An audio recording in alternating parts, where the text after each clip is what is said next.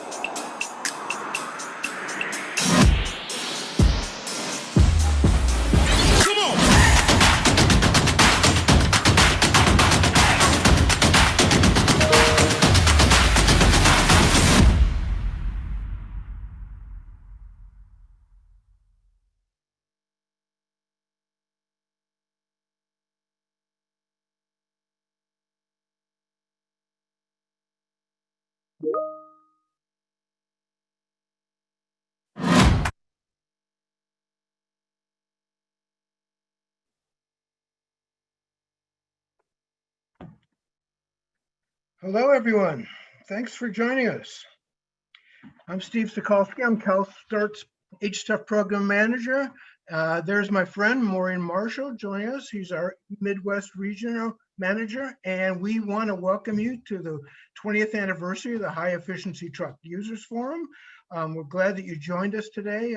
Good morning, good afternoon, as the case may be. Hey, Maureen, how you doing? I'm doing great. How about you, Steve? Oh, great, super. So we have a couple of things going on today. We're going to have our anniversary. We're going to do some looking backwards and looking forwards and looking sideways at the same time. And then we're going to have our friends from the Army's Futures Command join us later on, and they would be talking about the future of vehicle electrification in the Army. So we got a lot going on today, Maureen, don't we? It is, Steve, and it's so great to be by your side today, as you know, for this great event. Today we come together to celebrate the 20th anniversary of HTUF. We're taking a look, as Steve mentioned, at the start of HTUF, where it all began, where it's coming, and where it's going, and we've come a long way, right? Oh. In 20 years ago, not a single truck manufacturer was producing a hybrid truck. And then by 2004, there was 24 pre-production vehicles available, right? That's right. Yeah. And yeah, we'll hear about the working groups and especially the utility and the refuse group that were doing a lot of action back in 2008, 2010, 2012. So there was a lot going on back then, but the industry has changed a ton since then. Oh yeah, because today every truck manufacturer either has plans for or is producing an all-electric truck. And that's really been a key driver in this following the technological roadmap that HTUF enabled, right? That's right. And it's really got to a point where the work that we did around hybridization really set the stage for electrification. So it's amazing how the evolution of the technology has really been assisted by this program, and what a role this program played in making sure that this industry kept going through fits and starts, recessions, and everything. We still keep going. Hey, one quick housekeeping. You'll notice you can ask us a question at any time. You can comment anytime. We will read them. So please use the chat down below, and we would love to hear from you and talk to you and answer your questions. So again, we have a lot going on today. So what's going to happen is we're going to have a couple of different panels talking about what happened in HTUF over the last 20 years and what we learned. So at the beginning, Maureen will talk to the two founders and get a little bit about why they did this and what became of it. Then we're going to have a great session about what happened in the working groups and what we learned there. We'll talk a little bit about one of the big benefits that came out of HTUF, which was some of the incentive programs that are now really up and running and thriving in California and elsewhere. We'll hear why our funders at the U.S. Army got involved, and we'll talk to them. And then finally, Maureen and I will be talking about what we're going to be doing in the future going forward. Then, just so you know, there'll be a little bit of a break, and then you will be able to tune in by going back to the lobby and going on and tuning in to see what the Army's Futures Command is going to be doing. So we're going to be doing complimentary sessions side by side. So I'm looking forward to it. I think we're going to have a lot of fun stuff. Any final thoughts, Maureen? Well, I'm just really glad to have our participants from the past, the future, and the present all available with us today to really kind of learn from what we've gone through over the last 20 years. So thank you. Exactly. And before we move on, I want to put a big thank you out to my friend, Brad Mcnet, who is our program manager at the U.S. Army Ground Vehicle Systems Center, who has been our champion and has kept this program going. So Brad, thank you for everything. And we'll be talking to you in a few minutes. So, so that's our intro. Again, people ask us questions. Go ahead and comments, we'll be reading them and reading them out loud. So our first, Maureen is going to be taking over from here. Maureen is going to be talking to Paul Skalny and Fred Silver, who were the two who put this thing together back in 2000. And they're going to tell you the story of why they did it and what became of it. So Maureen, you want to take it away? So thank you. Thank you, And Ms. Fred, Stevens. Oh, so if I could have Fred and Paul join me today for this interesting panel. Fred and Paul, it's so great to be here with you today. And again, meet with our founding fathers as we talked about it for HTUF. You guys met for coffee back in 2000, if I understand, back in Warren, and really laid out this pivotal program, which we now call HTUF. So welcome. Hey, So thank you just- very much. Thank Yeah. you. Thanks, Maureen. Yeah, yep. I'll never forget the first time I met Paul before I even knew what HTUF was. That was the first acronym that came out of his mouth. So he's been a key champion for years. And Fred, with this opportunity to now work with you, really glad to be a part of this today. So HTUF has led to many great outcomes and technological advancement over the years. Can I ask each of you, what drove you to act back in 2000 and really draft up the plans for the high efficiency truck users forum, or back then it was the hybrid truck users forum? What was the environment like and what led to it? Okay, well, let me take a shot at that, Maureen and Paul. But back in the 90s, I don't know if for those of you remember that we had some real energy security issues. In fact, there were many people thought that that we might see the end of oil, which is amazing. Things have changed quite a bit since then. The United States spent a lot of money with the partnership of next generation vehicles, commercializing light duty hybrids to help offset some of the energy use in vehicles. And in the early 2000s, in fact, we started seeing production hybrids come on. And a lot of the medium and heavy duty folks, some really exciting parcel delivery companies and beverage delivery companies took up the flag and wanted to see this technology emerge into the medium and heavy duty sector. We certainly worked with them to leverage their interests, but we also found that there was a need to work with the users. The medium and heavy duty market is broken out into quite a bit of different vocations and sectors, and we wanted to see it right, and we wanted to make sure we were hearing from the users. So the user became the theme for our HTUF activities. Great. That's a perfect segue, Fred. It was always all about the users. And when we take a look at it from a military perspective, it was always about what you could do to bring better technology to the user. And so I know from my personal experience, having worked the national level initiative, the 21st Century Truck Initiative, we put a big focus on Class 2B, Class 6, and Class 8 trucks, as well as buses. And we knew that there was an intersection of military as well as commercial. And it was always about being able to accelerate the infusion of commercially viable technologies into our military land warfare systems. And what better thing to do than to focus on what the user wanted from a commercial standpoint, what the user needed from a military standpoint, and then come together and form HTUF. Even though, of course, at the very beginning, there was so much focus around electrification. At one time, we were going to call it HETUF, but we thought it would be best to call it HTUF.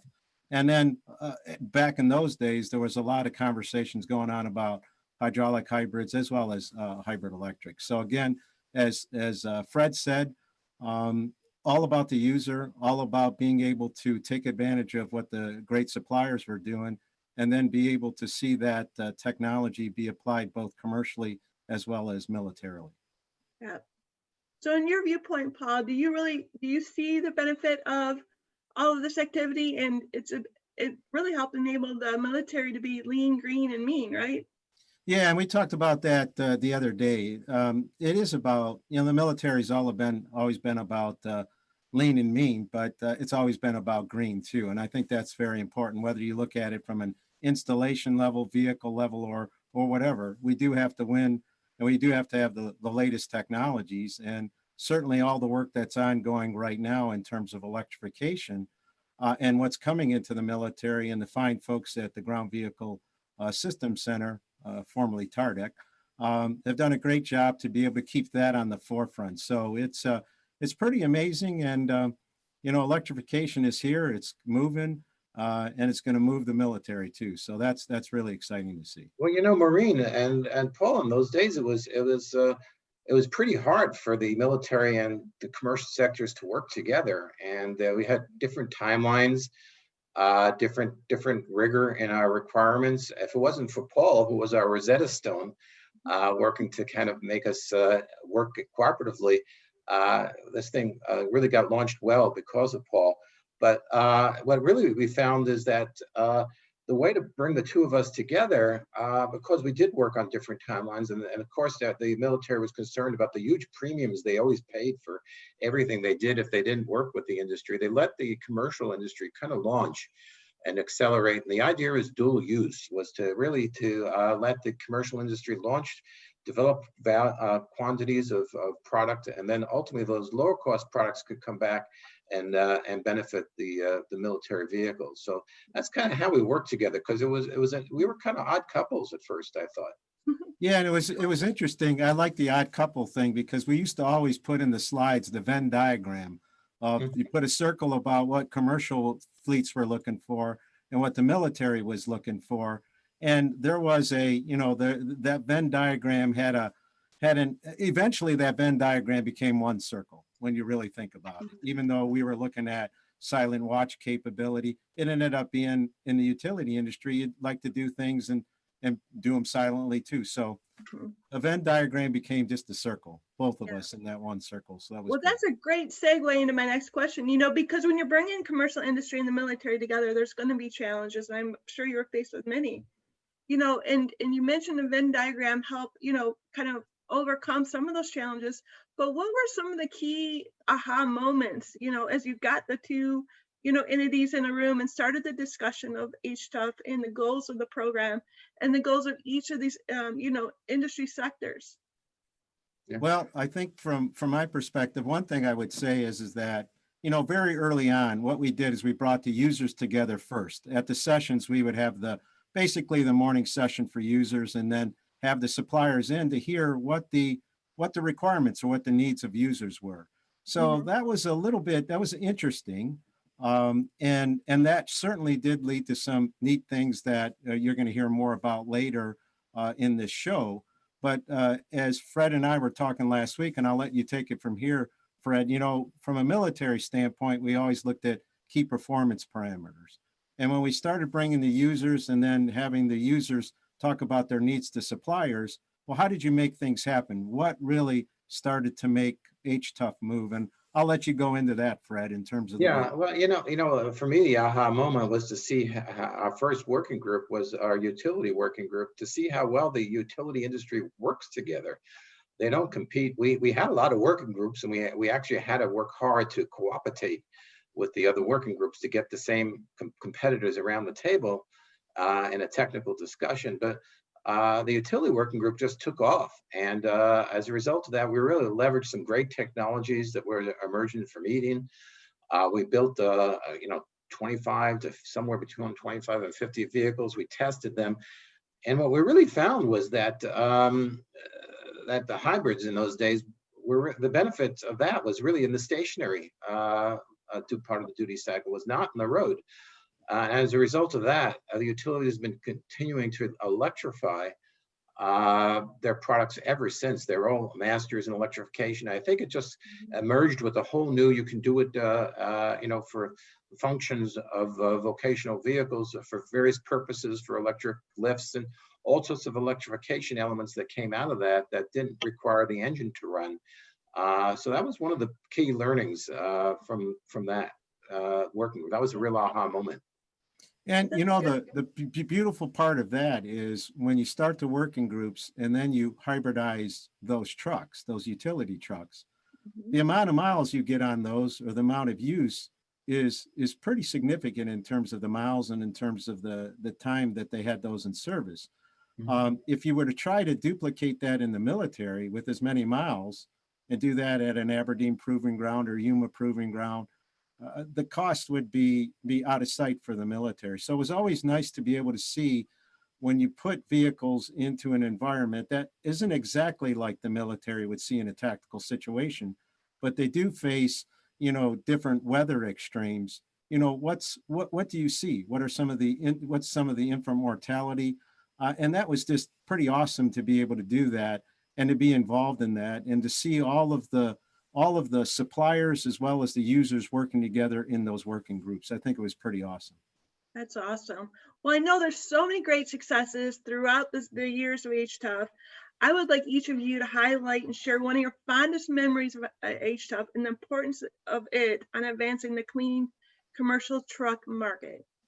Yeah, well, for me, I talked about the utility working group and on cooperating, but for me, the most exciting part of it was the process. I'm a techie guy or a nerdy guy, and the whole process is really exciting. And what's even more exciting is that we continue to use it under HTUF today. HTUF continues, and in fact, Maureen, you led this wonderful working group called KTUF. I don't even know if Paul knows about KTUF, which is our connected and automated truck users. Oh yeah, I'm up to speed now. Okay, and we've actually worked with 14 fleets across the country, develop KPPs for a small automated people mover. And as a result of that, the Department of Transportation has awarded us some sizable funds to move forward and develop the product. So this process keeps working. We appreciate the process that came out of this activity. Well, and thank you for giving us the insight to follow the process. If it wasn't for you and Paul getting together. So Paul, what about your success story? Well, you know what, I want to tell a few things. I think what I really liked about HTUF was all of the people, engaging with all of the users and with all of the suppliers. I think it was just pretty awesome, and you're going to hear from some of them as you go through the day. But I think for me, it was always about, not only did we have everybody together in working groups, but when we came together for our yearly session, at one time we had 800 folks in Dearborn. We had the largest ride and drives at the time. It was just pretty awesome to do that. And one story I want to say that I felt really for me showed just how good HTUF was. And I happened to be briefing folks in Hawaii, a whole bunch of fleet folks to include the fleet manager. And after about 2 hours of briefing on a vehicle electrification, I went into what HTUF was all about and what we had done with the utility working group and with the trucks out there. And all of a sudden, the fleet manager gets up and says, "I'll take 3 of them right now." And I knew right then and there that what we had done and what we had started was really something unique. And it really checked the box for me. And so that's probably my fondest memories are people, and then just having somebody stand up and say, "I like this, I want this." So it was awesome. Yeah, And it was awesome working with Fred and everybody. So that's all I can say. It was Well, good. it's great to have you back. You're always welcome. And again, unfortunately in these times we can't meet in person. So it's a really great opportunity that we're able to do this with such great platforms available to us. Again, with everyone in attendance and everyone participating today, I know we all wish we could reach out and shake each other's hand and say hello and give our old fond pals and everybody a great hug, but this is as best as we can get today. So really appreciate everything that you guys have brought to the program. And Paul, you have some collector's items from over the years. Well, yeah, this is a football helmet from 2008. So as I said earlier in our practice round, hey, there's a football helmet, great HTUF. Us Lions fans need a lot of help over these years. So yeah, what can we say? So that was something pretty neat. Well, thank you guys for getting together for coffee back in 2000. We really appreciate everything you've built from that napkin up. It's become great. Thank you, Maureen, and congratulations on KTUF. Continue great things going. And Fred, it's always great seeing you. I know we'll see each other again. And Steve, thanks for setting this up with us. And Maureen, thank you very much to everyone online. Hey, Paul, before we go. Yes? Do you have a poem you might want to impart sure. on us? Sure, I'm glad you brought that up. For a lot of people who don't know me, some that do, I used to always read poetry or write poetry. I still do every day. But this morning, I only wrote a very short poem about HTUF. And for some of you, hopefully you also know that I like to sip on a glass of wine. So it kind of ties everything together. Here's the short poem. 20 years ago, such a long time, but not really so. Users and suppliers together, we all did grow. Here's to the next 20. I know they'll go just fine. One day we'll all be driving electric vehicles. Hopefully, I'll still be sipping on my wine. So thank you very much, Everett. Thank you, Steve, for that. And happy H-Tough to everybody. Thank Hey. you. Appreciate it. Thank you, Fred. Thank you, Paul. Paul, it's great seeing you again, and I hope we get to see you again sooner than everything else. I hope if life gets back to normal, we get to see you again. So thank you, Paul. Thank you, And everyone. Fred- Thank you Fred, it's both. always a pleasure. You guys are great. Okay. So, Maureen, before we move on to our next panel, I want to throw a poll up there for the people who are in the audience. What do you think was the main benefit of HTUF to both the military and the commercial industry? So we have a couple options here for you. Was it better stakeholder cooperation? Was it faster technology development? Was it demonstrations of new technologies and new applications? Or was it faster adoption of hybrid and electric technologies in the military? What do you think was the main benefit? So throw them out there. Yeah. So the responses are coming in, but it'd be surprising if we didn't see a good mixture of results across all of those based on the conversation we just had. I think there's more than one person answering. Hopefully there's more than one person.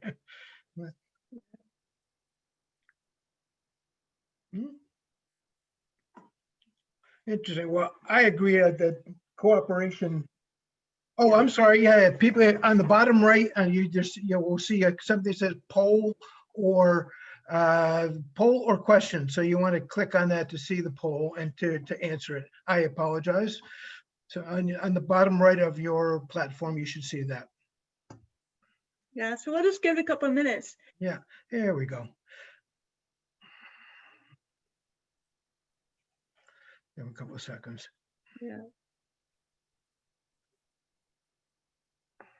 Okay. It's really great to have Paul and Fred together again. Yeah. Have a discussion about the beginnings, wasn't It it? is. It's great that Paul stayed involved in the industry, working with different companies. So interesting mix here. It's good. I like it's going back and forth. Yeah. Yeah. I don't know how I would have voted, but I think the cooperation, I think, was the most important thing, that we got people in the room who normally wouldn't be cooperating. Sometimes it was direct competitors. And it was also, you wouldn't all be getting military and industry people in the same room together. So Yeah. I think that was really cool, which that they We got a see- chance, they got great opportunity to work together and come around a common technology issue or a common approach or a common goal. Yeah, we know we've seen those benefits, as we mentioned in KTUF. It's the same type of platform, bringing individuals together around a common cause or cause that's somewhat shared that becomes common, and it takes on various facets. It's really, providing a greater success to, the end results, right? What we're Yeah. looking for. No, So as we that's look at these results come, it looks like we have a majority of the folks leaning towards the better stakeholder cooperation. Yeah, I think so too. That's how I would have voted, but what do I know? Yeah. Okay, Yeah. so thank you, everybody, for that. We appreciate it. And we have a couple more polls coming up a little bit later. So after the Paul and Fred did their things, kind of sat down and jotted out how this program should run, we start building up some working groups around application platforms. And we at the time had about 8 or 10 different working groups. Alex, can you put the working group slide up? People can see exactly how many we had going at its height. But we had a bunch of different around platforms, and it was great that these were all structured pretty similarly, where they got around, they chose a leader from the industry. Usually they developed key performance parameters, and they did demonstrations and collected a lot of data. So we think this was probably one of the main benefits and activities of the program. So we have asked some of our working group participants to come back and talk to us today a little bit about what the process was for them, what they got out of this, and how they worked their working groups. And to run this this session, I have asked my colleague Yasna Tomish to be the moderator for this session. So if Yasna, if you and your group can turn on your cameras and your microphones, and you want to take it over, you got about a half an hour to really go through the process and the program, and tell us a little bit about what happened here and what you learned. Thank you, Steve. Thank you, Steve. And thank you to our panelists here. I personally have to say I'm really excited to be here. When I started with CalSTART, it is the utility working group HTUF that I started with. So that was the first project that I worked on very hard right from the beginning. So the memories personally for me are great. That was sort of my beginning, if you will, with CalSTART and with this whole clean transportation. But let me introduce to you here what we have and the purpose of our panel here. As you heard from the introduction from Paul and Fred, the working groups were the heart and soul of the HTUF process and how we designed it to work really to be a fleet-based and user-based program that would create valuable information directly then that would be given to OEMs and manufacturers and suppliers to produce more efficient, in that time we were looking at hybrids electrics or hybrid hydraulic, more efficient products that would be adopted by the fleets themselves. And as you saw on that previous slide, we had about 9 different working groups over the years: the utility, the refuse, the parcel, construction equipment, incentives. Yep, thank you for that slide. I can't even often remember them all. We at one time always had like 4 or 5 different working groups working in parallel. However, there were some interesting processes about them that were across the board used in each and every working group. So here with me today, I wanted to introduce my group of panelists.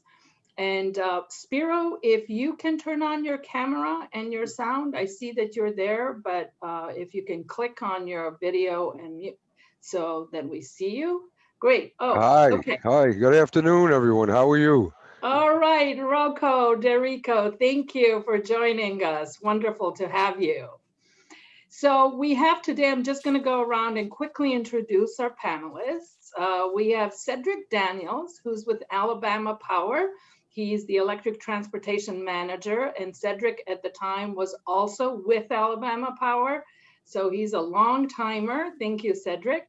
We have Taki Darakos, who's right now with Pitt, Ohio. He's the VP of Vehicle Maintenance Fleet Services.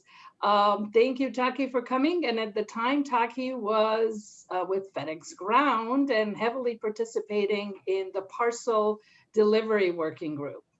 We have Rocco De Rico, and Spiro Catan was going to join as well from the New York City Department of Sanitation. And they participated very heavily in the refuse working group, which was a heavy one. And then Kevin Beatty with UNEV LLC. Hello, Kevin. Kevin was at the time with Eaton Corporation. That was a prime supplier of the hybrid driveline on the systems that we had.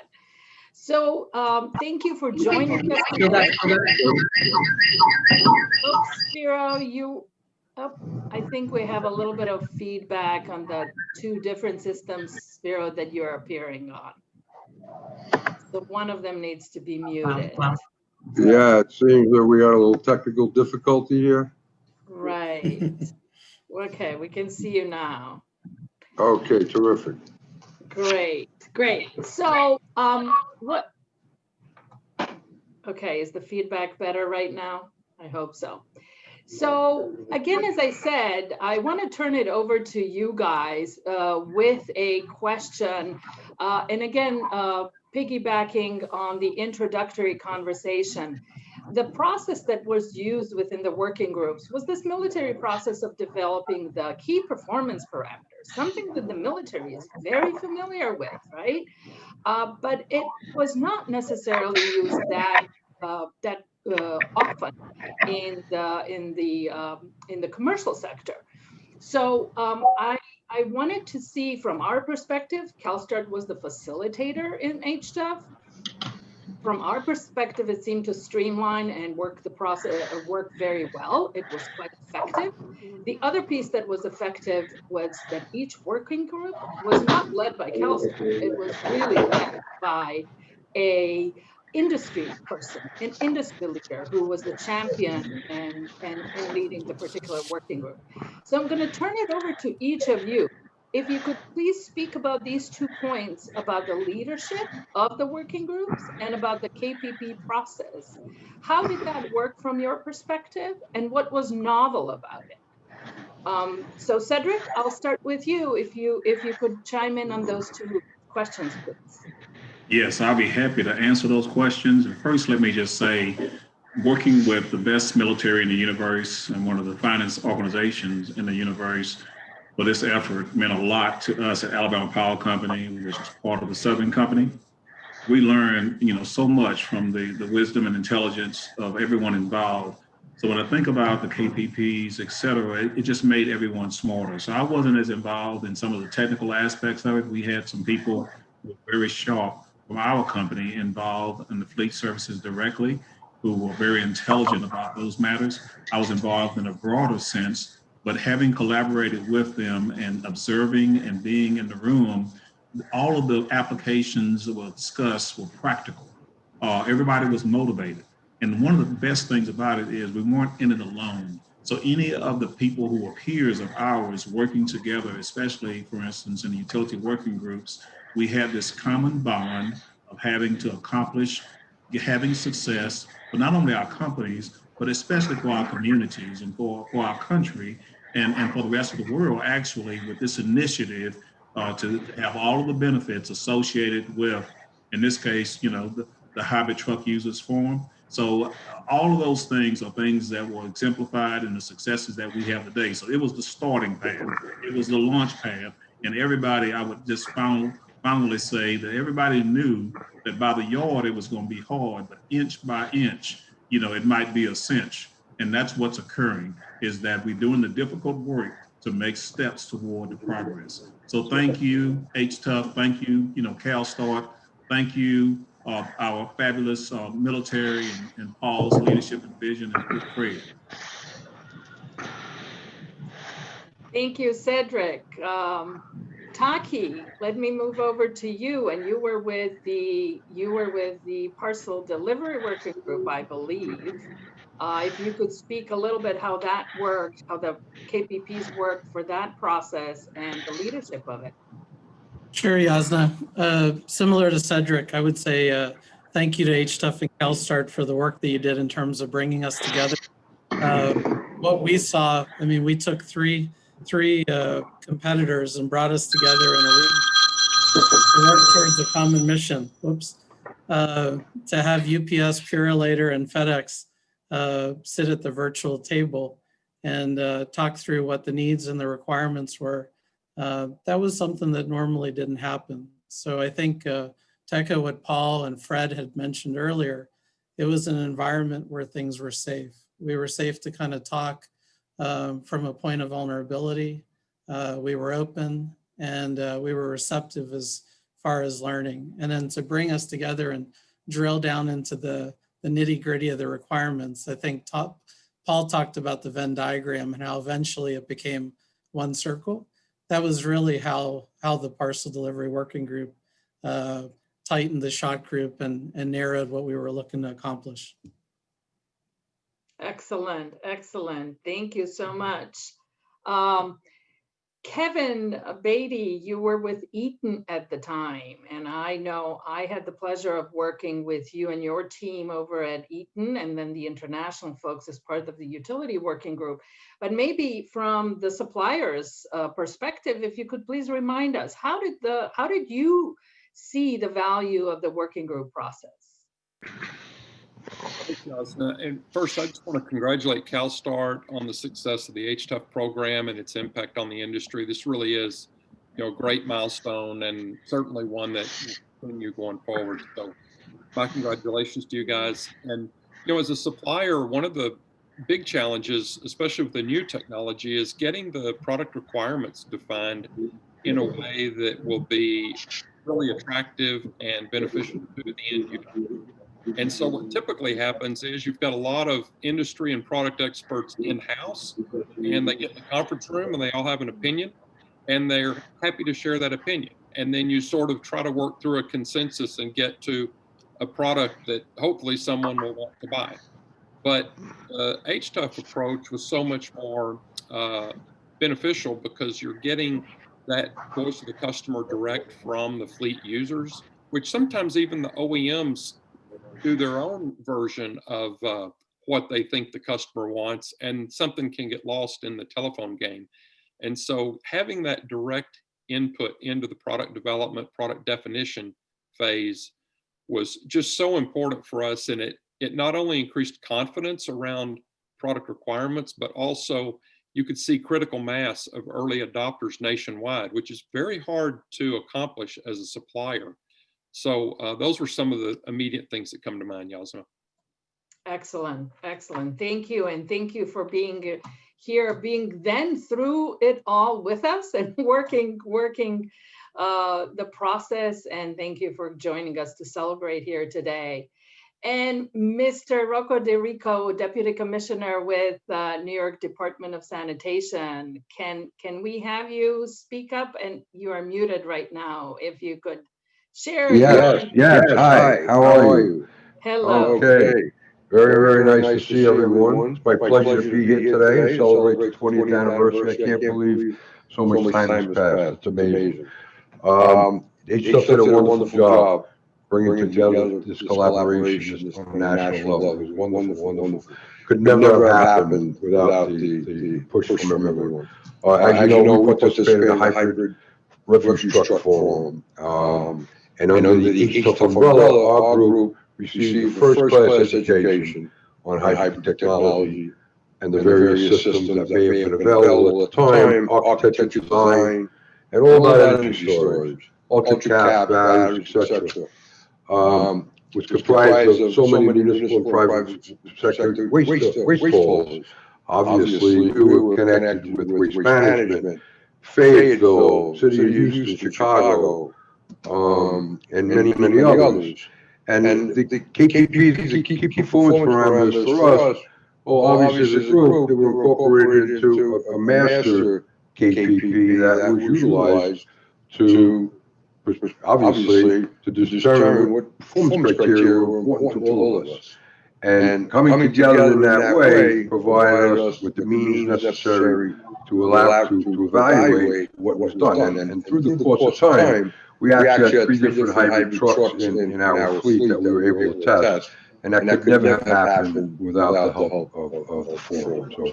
So thank you very much. It was a wonderful journey, and we're actually still moving ahead. So it certainly wasn't a waste, that's for sure. We did very well, and we're now on to a pure electric truck.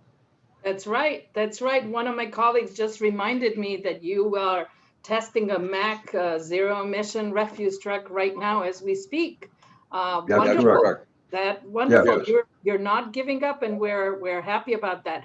If I could just also thank you for your comments, and if you could just check, I think you have 2 microphones on your side, so we're hearing a bit of an echo. But I will come back to you. Thank you for those comments. My second question again to the panelists is, looking back at the working groups, if you can remember, what did your organization hope to accomplish? What was the hope, and then what were the end results of some of the working groups you were involved in? If you could, bring your memory back to those days. Cedric, do you remember what were initially your motivations and hopes, and how did it turn out at the end?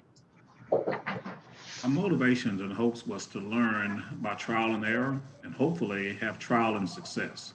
And that's the way we've applied it with all of the technologies that we've worked with, whether transportation and otherwise at Alabama Power Company and Southern Company.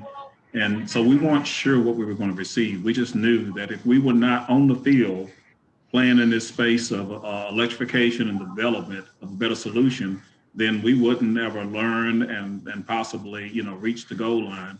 And so we didn't expect that there was going to be a magic moment where it was going to be a eureka and all of a sudden everything was going to be just rosy and we would have exactly what we want for the price we wanted and all of that. And we were not disappointed by that because again, all of the learnings, the successes of this was you learn what could not work. Fred was talking earlier about you learned about maybe electrification couldn't be in the drivetrain, but it was maybe better to be stationary in some cases from a utility truck standpoint.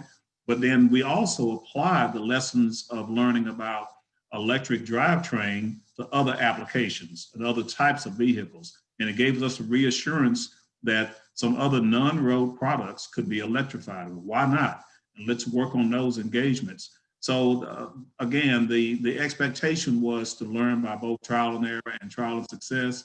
And we definitely really overcame some thinking and how we've approached things since then. So over this last 20 years, we've had some success with many of our commercial industrial customers and our own internal fleet because of what we learned through that collaboration. And that's what's driving us now. And that's how we have examples that I can talk about at mines and at the seaport and others, which really started from understanding how to approach the KPPs that we learned from HTUP. That's fantastic. And then because I know that particular working group really well, I remember we had 14 different utilities around the country involved, 24 hybrid trucks and 24 baseline trucks that we were comparing their performance in. So it was a long process. It took actually overall a couple of years from start to finish because we were not just having these built, we were actually testing them, demonstrating them to see how they work. So thank you for those comments, Cedric. Taki, back to you. Maybe if you could reflect on the parcel delivery working group. And I'm glad you reminded us of the fact that how the working groups also allowed for competitors to work together, which we all think is mighty interesting because sometimes these parcel delivery companies especially won't even refer to each other by name, but by color, right? But maybe talk to us, what were the expectations and how did your working group succeed? I think, Yasna, when I got involved back around 2007, we had FedEx Express, which had launched a number of hybrid electric vehicles. And from a FedEx Ground standpoint, we wanted to get involved and do our part. And I think probably what a lot of folks would echo on this call is that you learn best when you're in the middle of it. It's hard to sit on the sidelines and observe and really understand how things are evolving and also have a seat at the table to help direct where we're going. So from a working group standpoint, at the time, I wish we had all this technology in terms of Zoom and Skype and everything else, because I remember sitting on voicemail calls back then, kind of talking through it, and somebody would try to share presentations, and if there was a change, then you'd have to react real quickly to get it out so everyone had visibility. So this is great in terms of technology. I remember we were all in separate parts of the country or the globe. Serge from Purolator was up in Canada. We had Richard out in the Denver office for CalStart. I was in Pittsburgh, and then Mike Britt was down in Atlanta. So we had a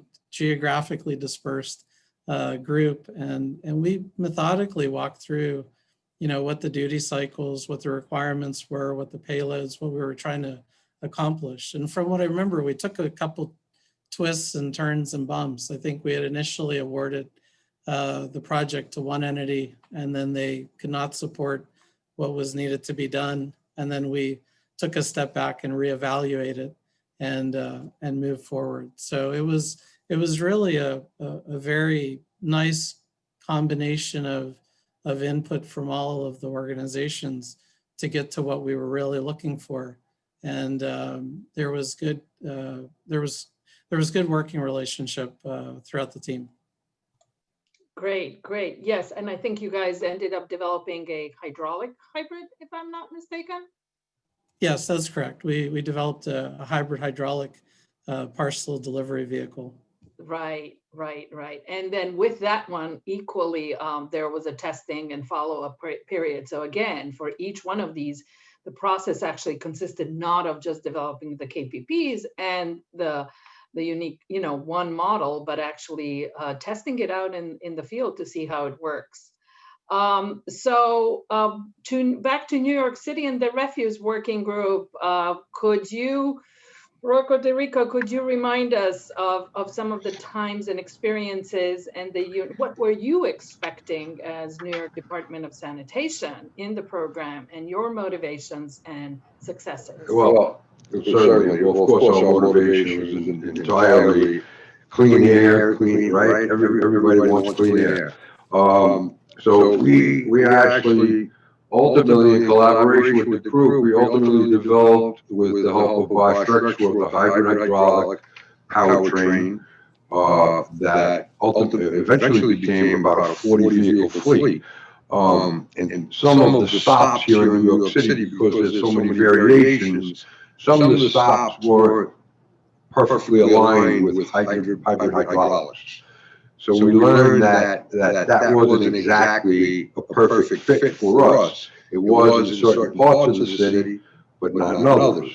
And because of the way we were set up, we couldn't allow a large scale ramp up from that point, because our trucks, we have 59 community boards, and the drive cycles are so different from place to place that in certain areas it would work, in certain areas it didn't. And because we average out the fleet age over time based on usage, it didn't work out. But we learned an awful lot about drive cycles and hybrid technology. We also had a hybrid electric technology with ISE. And that also taught us a lesson, worked out, actually did very well. But at the time, together with Mack Truck, ISE, and the department, I guess economically that didn't work out so well. There were some weight issues associated with that truck. So we learned that wasn't perfect either. Mack built their own specific hybrid electric truck, but at that time, because natural gas was in transition, it wasn't the perfect time for them to market a hybrid electric vehicle. There wasn't a market for it, because natural gas was so much cheaper at that time. So that obviously ended up falling off the cliff, so to speak.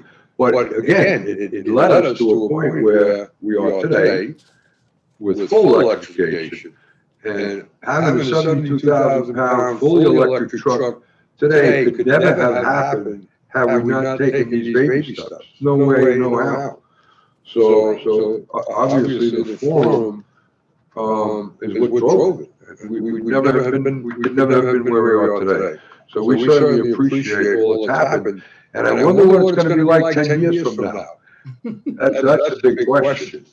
And hopefully, we'll be fully electrified nationally, even at the heavy duty level. That's what we look forward to. Right. Well, we'll bring you all back in 5 years. We expect things will be happening much faster from now on. We certainly hope so, yes. Yes. Thank you for that. Kevin Beatty, from suppliers' perspective, I know you were not, part of each conversation of the working groups, but you engaged at a certain point.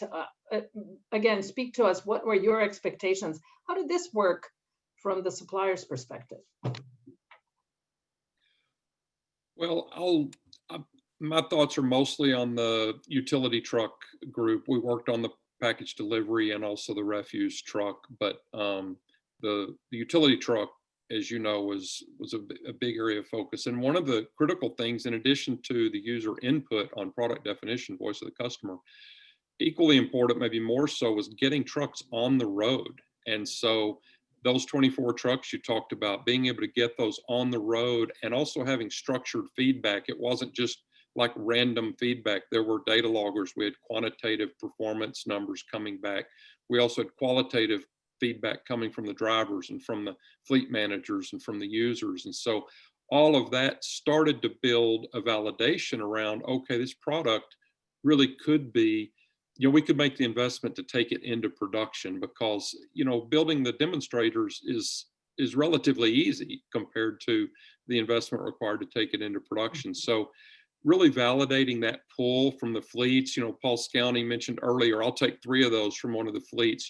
That kind of pull from the fleets was a big part of being able to get the investment internally to productionize some of these products. And so at each step, I think we were looking for validation from the users, validation on the product itself, and then just helping move things out on commercialization. Great, and thank you for reminding us that on the data. That's also very much also when for us, the big sort of focus on data collection actually started with this program, is we saw the value of pulling the data like that in an aggregated way across many, many fleets. So thanks for that reminder. I just wanted to remind the audience that you can submit questions using the button at the bottom of your screen, and we can see them here. So please feel free. We have another 7-8 minutes here, and we're happy to take your questions as well.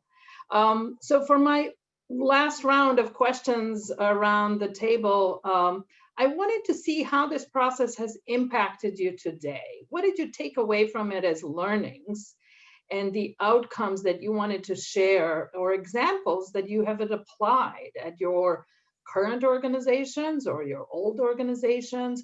What were some of the biggest takeaways that are valuable from that particular process that you find yourself turning back to again today? Cedric, can I ask you first? Yes, and actually, I would say facilitation skills. At a utility, we a lot of times are asked by a customer to give them information about a particular, product or solution to a need with efficiency or other capabilities using electricity. Well, what I learned from all of the people that facilitated at CalSTART and HTUF was the ability to work with manufacturers and customers and other stakeholders towards getting a solution that will make things better or best. And sometimes I think there's a reluctance to maybe have that facilitation, or because you want to lean toward one way or the other. And I compliment everyone involved at HTUF because they didn't do that. You literally listened. You had us working together or shaking hands across the table, and when we weren't in the room, whether it was doing breaks or whatever the case may be, to help make sure we understood each other. We had a common goal and initiative. And again, all of those different stakeholders with different needs you brought together. So with that being said, that's exactly what we've been applying. So, and I mentioned not just with trucks and vehicles, but with dredgers at a seaport, with rope shovels and other things at mines and underground mining, hustlers and all kinds of things that take place. And what we do, we've tried to apply that. So it also comes back to the trucks and cars and charging stations. So the whole idea of using the KPPs, using that facilitation ability to be a part of the solution and not necessarily going there with it has to be electric, it has to be the way we think it should be. Let's get people to work out together what the solution will be that gives them the best success. And through that, then when they do approach something, they're all in. And we've gotten a lot of products that's working for folks now that never would have worked unless we had seen it in action through the HTUF experience. Right. That's right. I'm glad you're sharing the same sentiments that we see. And I'm also remembering another part. There were the individual working groups, but at the annual meetings, we'd bring all the working groups together without the manufacturers. That was a different panel. So there was a no entry for OEMs and manufacturing. It was a fleet only session, right? Where we could across the board share share the information and input, and it was very powerful, right? To see across the board from different fleets what the commonalities or what some of the differences and pain points were.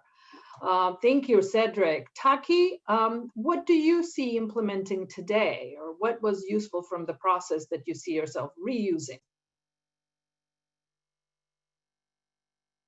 You're muted right now. If you can unmute yourself, please.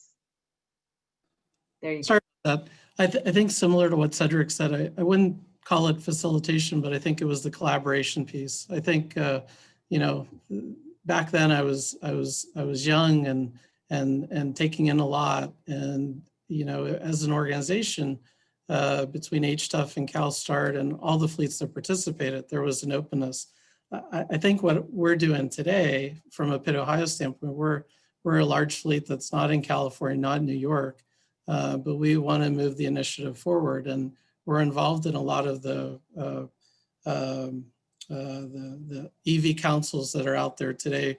It's a combination of the suppliers and the fleets providing input so that we walk the journey to a product that's going to be functional.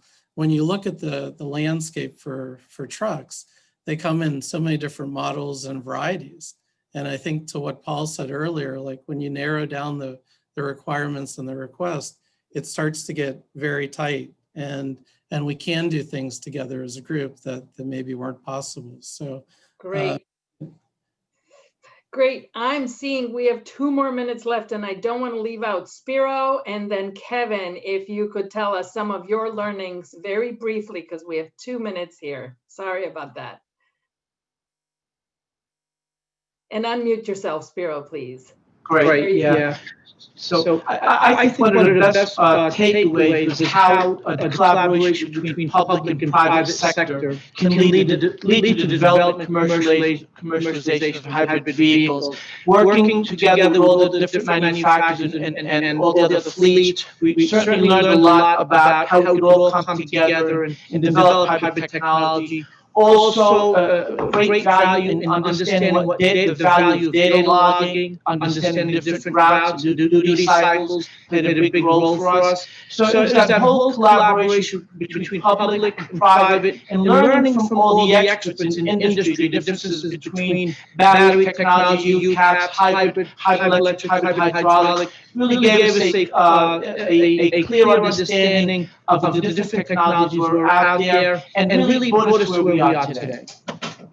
Thank you so much for reminding us. That is the one important point, the public-private relationships, which we continue to nurture and build on. Thank you for that, Spiro. And Kevin Beatty, any last parting thoughts on what your learnings were? I see we're at the half hour, Yasna, so I don't know. Yes, and Steve told me we can take maybe 1 minute or 2 extra. That's it. So you have the time. Okay, great. Thanks. Well, I think for me, it was just looking at this high mix, low volume industry that we're all part of, especially from a supplier, and trying to find that 80-20 solution that really gets to some economy of scale for those that can use the 80-20 solution. For those on the tail, it's harder. Okay, they're just going to have a more unique spec. So for me, I'm really trying to bring that to a more efficient sourcing model for batteries for commercial vehicle OEMs and tier ones. So just working with a number of partners across the industry to try and leverage high volume, low cost sales, but then get those into commercial vehicles with minimal value chain markup, and even Buy America for some of the commercial vehicle applications where that's needed. So to me, there are many ways to take these lessons forward and serve this industry better, and just really thankful for the HTUF experience. And again, congratulations. Well, thank you all very much. We are now at the end of our session. Again, hey, Yasna, can I ask you a question? Yes, please. The panel and any of you guys. I mean, it's great to see all of you again. Thanks for joining us. I'd like to ask any of you, and whoever wants to pick it up, please do. What would you suggest that we do and what might be the next areas that we could use this model to help with technology development? Where, we're always open for ideas from everyone, especially for people who have experience. Where should we go next then with this, and where should we apply the model?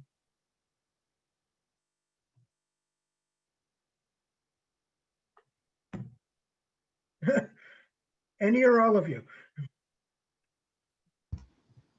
Well, Steve, I'll just say this. Great interest in battery electric technology and heavy-duty vehicles. We would like to see BEV technology transition to heavy-duty vehicles. The model work for hybrid, so maybe we could apply the same model to battery electric on heavy-duty vehicle development. And what about the process? Do you think are there any specific technologies that we should apply this process to?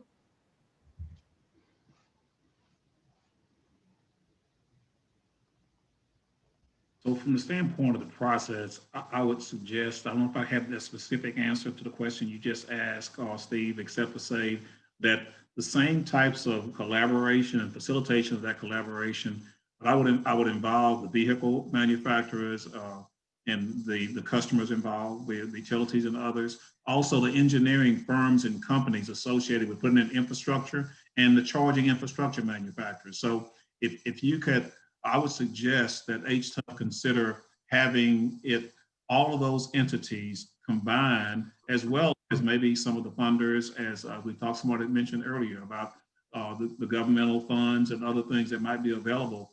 If that was a way to have someone facilitate that collaboration, that would be huge, because that's not occurring right now. Mm-hmm. I agree. We just need funding for it. Any parting thoughts, Vyasna? No, I could continue talking about the working group process and the benefits from it, but if you wanted to pull us together to get from all the different 8 or 9 working groups, we're happy to get that for you, Steve, and see how that would work. I think there were many successes and we were ahead of our time, and thank goodness, because I think we've set up some things for where we are today. I agree.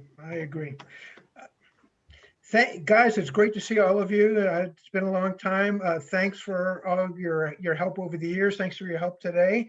We're going to call on you again sometime soon, probably. So stay close to your phone. We're going to get with you soon. So thank you. Have a great day, and we really appreciate your being part of this today. Yes, thank you from me as well. Thank you. Thank you. Thank you. So folks, we have another poll that we want to run out there based on the working group.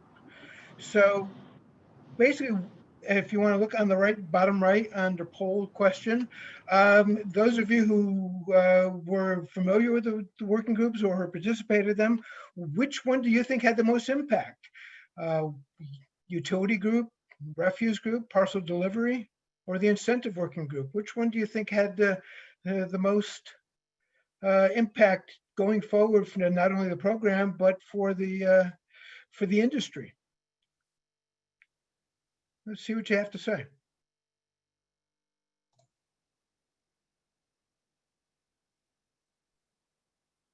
Interesting.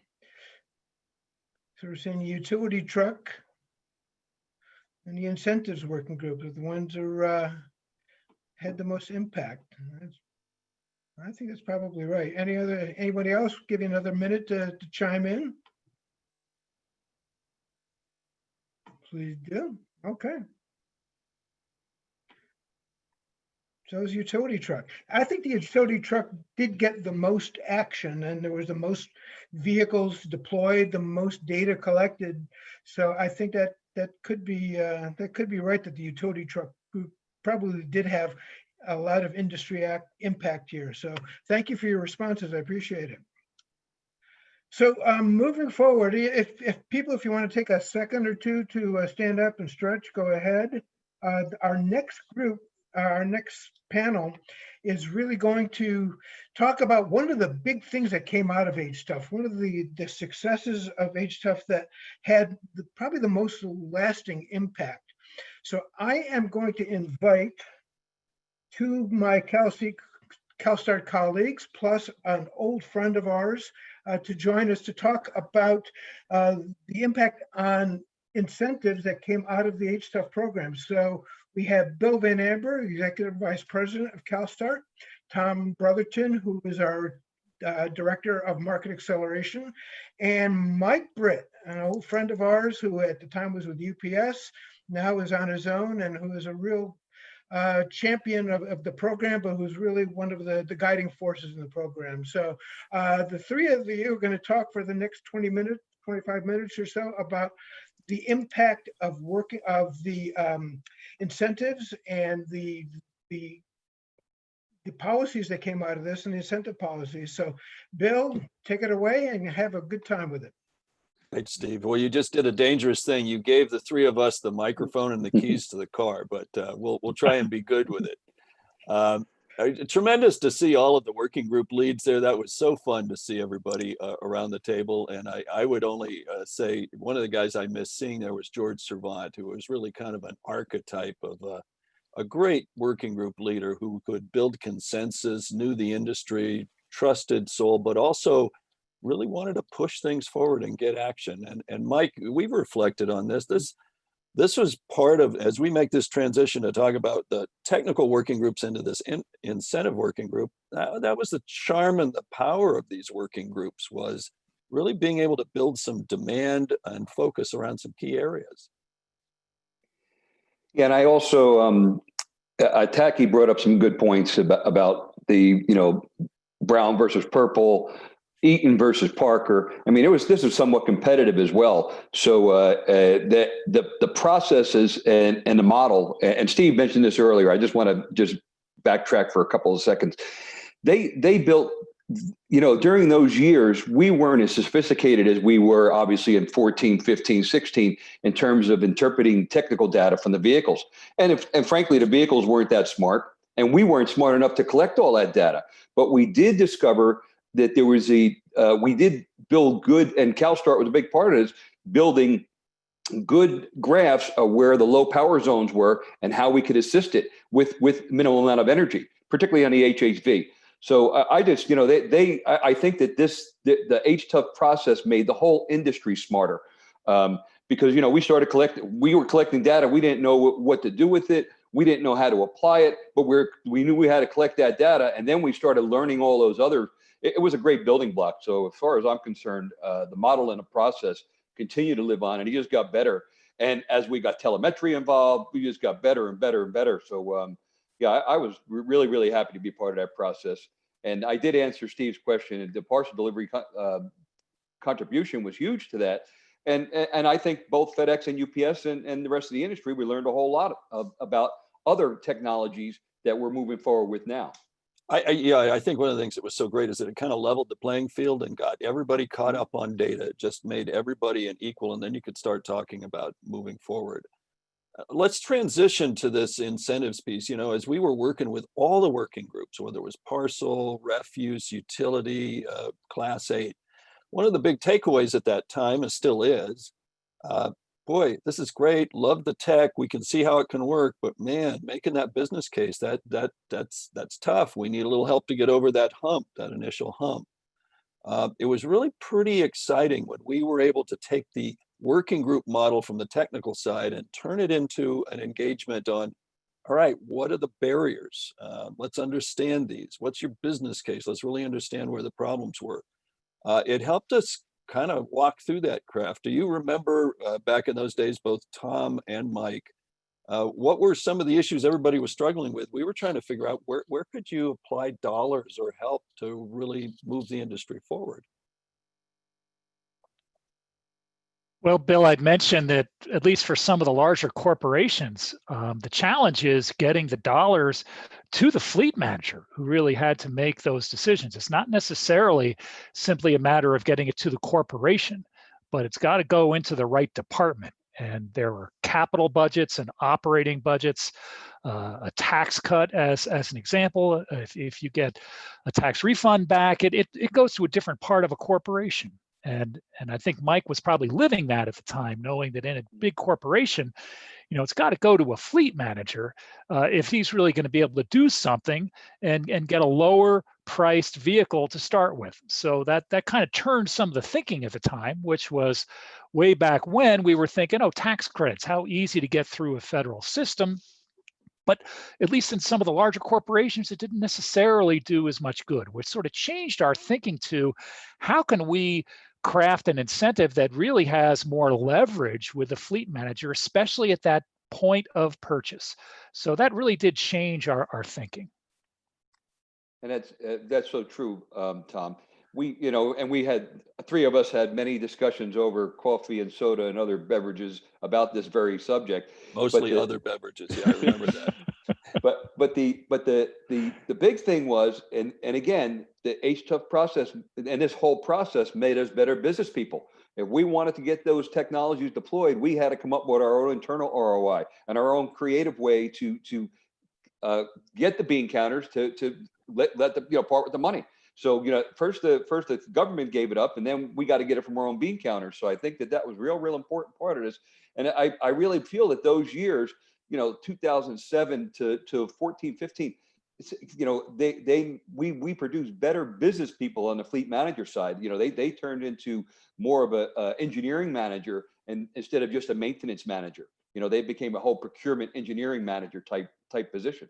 Yeah, that's such a good point, Mike, because I think everybody was starting to think along the whole life cycle of, not only maintaining and procuring the vehicles, but okay, I got them over a life cycle. I got to really think about what I need for them and how do I make that pitch to the corner office who's maybe turning me down for this.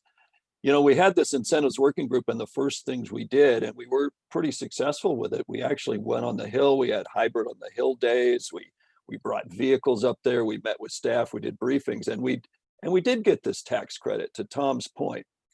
And I think as we were starting to pull that through and see how it would work, I remember observations, Mike, from you and from many other fleets. It's like, guys, tax credit, great. I ain't seeing it. It's not helping me at all. And we had to kind of go back to the table and really take the problem apart again. And it was really that upfront first cost that everybody said, look, if you're going to focus your effort on that, if you could knock that bump down, that would really help. But do you remember those discussions, Mike, as we kind of went back to the table on incentives?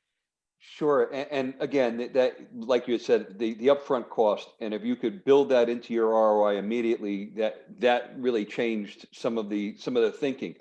And frankly, back in those days, it wasn't so sexy and popular to be green as a corporation. It was something you always wanted, but you didn't want to pay for. So I think that, but when we got around 2009, 2010, 2011, then customers started pounding on the desk saying, we want you to be green. They started demanding that we did greener, our whole operation got greener. So with that being said, the ROIs changed internally. The ROIs used to be at nothing under 24 months. Then they went, okay, if you got a green solution, we'll give you 36 or 48. And in some cases, we got as high as 60. So, I mean, these things all happened at the same time because of the realization that, the climate change was for real. And we all had to do something about it. When you put 80,000 trucks on the road every single day, you got an opportunity to do something about it. Well, we really got people talking about total cost of ownership. Not that everybody follows it, but we really at least got people to say, okay, I'm willing to look at the total life cycle cost. I kind of don't want to wait that long, but at least I'm willing to discuss it. And I think it helped us. One of the things that was so great, because unlike the fleet working groups, which are powerful because they were just fleets of different companies coming together, we actually brought suppliers and manufacturers in too. And we had some really honest conversations about, okay, where is the business case? How much money do we have to put on the hood? If a tax credit won't do it, how much money do we have to put on the hood to actually change a purchase decision? And we're still learning on this, but at that time, I think we kind of figured and it was going to take at least half the incremental cost, if not the whole incremental cost at that time. We were trying to target half. And we really got good data from all the fleets about, okay, run that through your own calculator, and what is that going to do for you? And people were sharing a lot of information that you didn't often see. Tom, I think, as we were pulling this together, that was kind of our operating theory when we were first, when we proposed this at the federal level and the feds kind of couldn't move forward, we started to share it with the states, and the state of California showed some interest in this. Boy, they sure did. And that was great timing, Bill, because you're right, as the prospects for federal incentives was dwindling, California really did get interested. And so thankfully enough, back in 2009, CARB really bought into the notion of hybrid vouchers. And the Hybrid Voucher Incentive Project, or HVIP, was born in 2009 with the first incentives hitting the streets in 2010. And boy, did fleets gobble them up. So within a matter of 3 or 4 months, we sold out of $20 million of incentives, principally with that larger Eaton-based hybrid system.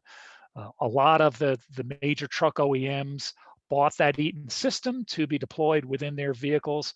A couple of big, really several large purchases, FedEx, UPS, Coca-Cola, Pepsi. So between beverage delivery, parcel delivery, that really was the meat of the market back then, 10 years ago. And I think that those 4 major suppliers really got some use out of those vehicles and learned from them. And not only did they learn, but we and CARB also learned about running incentive programs and adjusting incentives. And I think it was a great first year and second year. Once again, first focused on hybrid, but soon to be followed by battery electric vehicles. Yeah, Mike, you've called these things the gold standard of incentives. And what do you mean by that? Because this came right out of that working group process to target where the real problem was and really try and drive action against it. You know, and I do remember those days, Bill, and I do remember how much the utility people were involved as well, George and Dave. I mean, and we tried to make one big group, but we just couldn't do it. Too many differences. But they were all big parts of this as well, because they wanted. They needed for their bucket trucks, and they needed for their other equipment. But yeah, once we got the HVIP, that was the easy button. You know, then here it is. It's there. It's guaranteed. It's gonna. You know, you have an actual voucher, a piece of paper. So that was not like the old days. You buy a truck, then you send in a stack worth of paperwork to apply for your doggone grant. You know, and some states still do that, sadly to say. But I mean, yeah, California just changed everything with that, and CalStart's contribution was obviously significant because you were closer to end users than being bureaucrats that work in Sacramento. So I mean, at least you really had an idea of really how to apply these things and get them quickly out to the field. And yeah, we again, it was a game changer. And Tom, again, what we learned from that deployment, though, you know, we had 400 of them. We only had 40 HHVs, but we had 400 HEVs, and we learned a tremendous amount. You know, like Tom had said, to deploy in BEVs, you know, fuel cell vehicles, you know, and other things just about driving characteristics and not giving drivers all the energy that's available, you know, limiting them. You know, there was a lot that we learned from that, and the biggest thing again was data. We were collecting more data than we knew what to do with, and then we learned what to do with it to develop algorithms, maintenance algorithms. You know, just a lot of good stuff came out of that. Well, you know, that certainty of outcome, that's really kind of one of the things that really came out of the working group process was, okay, we got to have a chunk of money at the start to get us over the hump. But boy, you got to streamline it, make it easy. We don't want to hire a bunch of consultants to pull together proposals and wait for contracts and all this stuff. Tom, you took that and you really crafted a streamlined program, but why don't you walk us through? It's not only what you did at the start, there's been constant iteration and modification, learnings, and adjustments in this program once it got going. That kind of like the working group process continues. Bill, you're exactly right. So thinking back, we started with hybrids. It was a much simpler financial transaction. Most of these fleets just outright bought these vehicles themselves. There was no infrastructure. A hybrid is a drop-in solution. There's no infrastructure change whatsoever. You know, to the user, it's just a diesel vehicle. And then once we started to get into BEV and fuel cell, boy, now all of a sudden, you're gung-ho about buying this zero-emission vehicle, and what you're learning is, hey, wait a minute, how do I set up charging for this vehicle? How do I get the hydrogen fuel? So there were all of a sudden these new parameters that came into play, and really what it did from running an incentive program is we had to bump up that vehicle incentive because not only is this fleet buying a more expensive vehicle, and these battery electric or fuel cell vehicles are certainly more expensive than a hybrid counterpart, but that fleet has to make a significant infrastructure investment themselves. And there were not incentives at the time to cover that incentive, the infrastructure piece, like there might be now from utilities around the country. So the evolution was, okay, we better be covering a greater fraction of that incremental cost to get people to really make this very significant operational change to BEV and fuel cell EV from a hybrid, which really operationally is not much different at all. And so that was one of those early changes. And year by year, CARB would consider, okay, guys, what do we need to do this year compared to last year? What are some of those tweaks and dials that we can turn in the program to make it even better than the previous years? Yeah, it's really interesting getting that constant feedback. And I know that we reach out. In fact, I just on that feedback point, if any of the attendees, have some questions or observations you want to share, please do drop them in chat, and we'll take a look at those and try and bring those up. But it's this constant iteration going back and forth. And Mike, I know you're not now in the management of vehicles, but you deal with fleets and these technical issues all the time. As we look forward now in this whole kind of incentive structure and getting the industry and fleet feedback, where do you think we need to be going next as we start thinking about incentives that'll, get us to scale, not just to initial interest, but really get us over the hump into scale? Bill, like we've been talking about, we learned so much about vehicles and vehicle characteristics. And for instance, we learned with a BEV, we don't need a transmission now. And we probably need a very, very, very light brake system. We're still braking these trucks with 50,000 pounds worth of braking. So I mean, it's just not, right. And we just don't need that anymore when you have the BEV, because we're utilizing not only the electric motor, but utilizing the electric motor for regen. So we're enjoying quite a few things that we didn't enjoy. And although, we've been dealing with EVs for years in the aerospace side, baggage tractors and stuff on the airline, we don't get to enjoy a lot of the things we enjoy on the road. So I think that it's going to continue. Again, I hate to keep on repeating what Tom had said, but the infrastructure really is the long pole in a tent. We got to make sure that we could get that energy to the end users. There's some fortunate operations, like for instance, the beverage guys, they turn the lights out and go home at night, where the parcel guys are running belts all night long. So we don't have enough electricity, but anybody who turns the lights out and goes home at night has that energy there. They already have that in place. I think that there's a great opportunity for some public type charging setups, meaning that, in malls, things that public commercial, not public for cars, public commercial, where they back on loading docks, and, where they know, hey, look, that truck's going to be there for 25 minutes. Let's get an opportunity charge. I firmly believe and always advocated for dining facilities, all types of dining facilities where drivers would have lunch, that they all have an opportunity charge. We get that hour opportunity charge every single day. So I think there's a lot of places we just haven't looked. And of course, it all takes money. Don't get me wrong. And everybody's not going to want to chip in to do that. But I think that some of the current legislation is really pushing towards public charging. And if we get the commercial piece in there, I really think that opportunity charge has really got to be part of the solution, unless we're going to go full fuel cell. Yeah, we're seeing fast charge hubs now they're already in China. We're starting to see the development of them in Europe, and we've got to look at them in the United States. Tom, you were able to, when we grew the HVIP model in California, coming out of the HTUF incentive working group, then that spread into New York, then into Chicago.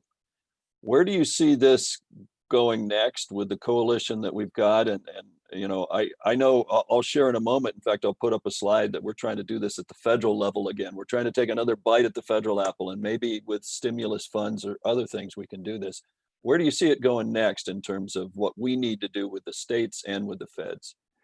And Bill, just recently, we were able to not only expand the geographic reach, but also the vehicle types. So now we're looking at off-road vehicles. And California launched the CORE program, which only in 4 months sold out of $40 million of funding. So this covers things like yard trucks, baggage carts at airports, forklifts, the off-road equivalent of on-road vehicles. So it's pretty exciting to see that it's now expanded to a broader suite of vehicles, on-road and off-road. But then I think in the Northeast, those states, Bill, are especially those states that have RGGI funding. That's a great opportunity for some of those states to start considering incentive programs. Every state has Volkswagen funding that if they wanted to, they could themselves apply incentive programs, and CMAQ money, which is available every year as part of the Federal Highway Administration. There have been states or cities around the country who've used CMAQ funding for incentive programs. Yeah, so I think this is something that is really interesting because we have pulled together, and it reminds me so much of that incentive working group that we had in HTUF. But we pulled together, right now it's almost 50 organizations, but all the major truck makers are now involved in this, you know, and that is a bit of a difference than we saw in the early days. And Alex was able to pull this slide up. So we've got this national zero emission truck coalition, and we're fighting for three things, and it's just what we've been talking about. We need purchase incentives, so we need something that really is close to what HVIP does with cash on the hood. We're looking at infrastructure funding because, Mike, you're absolutely right. Long pole in the tent. This is, you can buy a truck, and if it shows up and you don't have a way to fuel it, it doesn't do you much good. And there's long lead times there. We got to really get ahead of that. And then we've just got to keep America on the leading edge of the tech improvement. So we really want to see more dollars go into this pipeline of technology, innovation, and improvement, which really was a fundamental part of HTUF at the beginning. And I think there's a huge role, not just for DOE, but for DOD in this, and to pull the agencies together to have a real much more coordinated strategy to drive, you know, American manufacturing and American technology forward. So this is what we're pulling together. We certainly would welcome a number of anybody who would like to be involved in this. Reach out to me, Tom, or our federal policy director, Kyle Winslow. So we'd be happy to have you take part in this. Well, it's interesting. So we launched these things with the working groups, moved them into the incentive working groups. Now we've got this national coalition, but it really, at the end of the day, it's pulling people together who have knowledge of the space, motivated to act, and getting their best thoughts on what's needed to help them move forward. I think that model, Mike, still resonates pretty strongly. You know, and I can't say enough how important it is to get a national, a federal ruling on this, because, you know, a lot of large fleets need to move their trucks between states, and obviously you can't do that now. If you take money from a state, it has to stay in that state. You just can't, you know, that's part of the deal. And I think it'd be so beneficial if this could be a federal mandate. And the other side of it is, then there won't be state lines where, you know, there's not this technology is not running 2 miles to the east because of, you know, there's no money there. I mean, I think that this will help promote the technology in more locations where not only you have incentives, but locations where the technology works. You know, the vocations where that technology works, and that's so important. You know, there's many there's routes in every single state in the union right now that could take a BEV, you know, a low mileage BEV, a low range BEV, but only because there's no money there, they won't do it. And I just think if you could put 10, 12 in Boise, you could put, you know, 15 in, you know, Minneapolis. I think that would really help it all along for scale. And again, for what the bottom line is, we're really trying to reduce emissions at the end of the day. And every diesel we get off the road, and we can put a BEV in there, that just makes it cleaner. Yeah, no kidding. But Tom, you're going to continue to work really hard to make sure that if we can't get it from the federal level, we got to have more states lean in, particularly those memorandum of understanding states, as you were pointing out. Right. Yep. Those states have already made a commitment at the administrative level. So now the really way to make that happen is to back it up with incentives. Great. Well, Steve, I think we've walked through this. I think you know, there's a straight line from the HVIP, the HTUF working groups that turned into the incentive working group that led to tax credits, and then we turned them into the point of sale vouchers, which became HVIP, and now we're back fighting at the federal level. And it's exciting to reflect back on where we started from and where we're still all working together.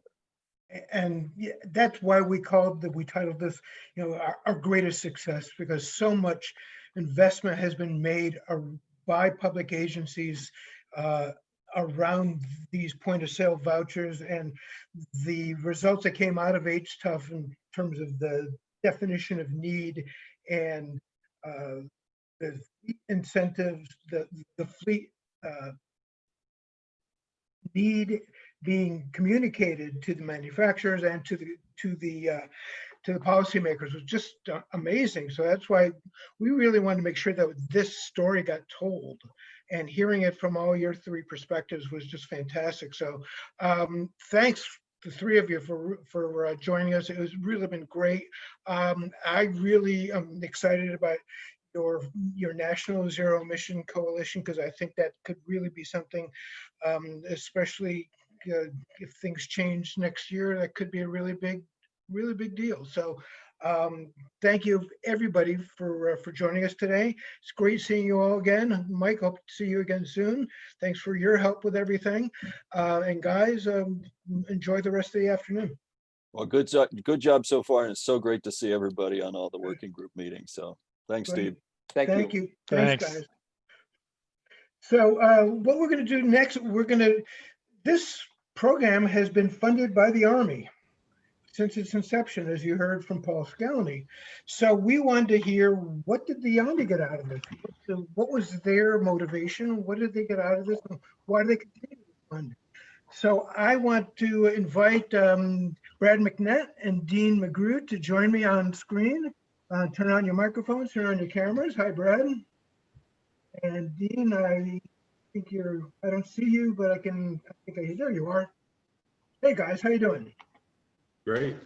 Great, thanks for joining us. So let me introduce, Brad Mcnet is our program manager. He is what is your exact title, Brad? No, don't want to get it wrong. I'm the senior program advisor for Ground Systems Cyber Engineering group at the Ground Vehicle Systems Center, but I'm also the HTUF. I have been since 2008. Mm-hmm. And Dean McGrew is with the Ground Vehicle Power Mobility team at the Ground Vehicle Systems Center. Dean, what's your exact responsibilities these days? So I'm the branch chief for powertrain electrification. So we're working on both tactical and combat systems, from low power variants all the way to full electrification of vehicles. So, and I'm assuming you can hear me okay. I hear you're echoing a little bit, but I can deal with it. I'm not gonna fret. Okay. Yeah, my reception isn't great. Brad, first of all, happy anniversary to you and Lori. I hope you have a fun day, and I hope you feel better. I grew up in Detroit, and they allowed us to marry at 12, so I've got 42 years in. Okay. So guys, you've heard some of the earlier speakers, especially Paul and Fred earlier on. And so they were talking about motivations, why they put this together, and Paul especially talked about what the Army's motivations were around operational needs and dependence on reduced dependence on liquid fuels. Do you think that those that HTUF really made inroads toward meeting those goals? Well, let me first start with yes, and some of the incentives are that the Army has the largest fleet of anybody in the United States, and we needed to we led in the hybrid technology up until the start of HTUF, but we knew we couldn't keep that going. So our incentive was to work with industry and ourselves to move forward. But I think we hit a lot of the goals that you mentioned earlier, and I did want to say that I took a lot of notes from different speakers because they touched on a lot of HTUF ideas. I wanted to say that when we first started, in collaboration is based on trust. And the theory is trust is a motivator behind collaboration. Nobody knew who CalSTART was.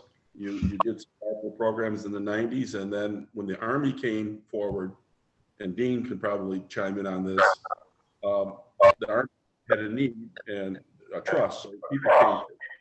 But then CalSTART, I'm echoing now too. I don't know how. I'm throwing all my devices away. I don't know why, but I was echoing. But anyway, at CalSTART, when you got involved, there was a lot of trust from that point on. So a lot of the start was trust, but we needed to reduce our fuel costs. Yeah. Dean, you're in a unique position here. When early in the day, you were on the industry side of this, working for a hybrid manufacturer, and then you did move to the Army. How did that experience, what did you take from one to the other, and did the process make that easier for you to make the transition? Yeah, absolutely. It made the process of transition easier. You know, understanding customers is what we first started out with as a part of the HTUF process.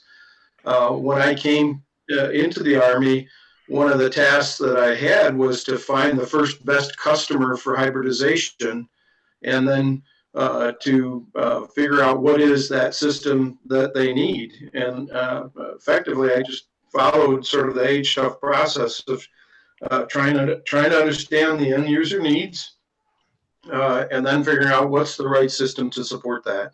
And then working with them to move it in that direction. It's taken a long time, but when we get to question number 4 here, I'm going to share some opportunities of where I think we can go as a part of the Army and HTUF going forward. Yeah. So I would answer yes. It's absolutely it's prepared the industrial commercial industry to be able to support us. And I think that early work that we did really prepared the commercial market for the emerging electric vehicle market. That transition happened a lot faster than it would have when the energy storage market became viable for trucks. Yeah. Hey, Steve, I wanted to comment because, again, I know you have questions for us. But no, Brad, that's just chalk, A lot of great speakers, a lot of points were made.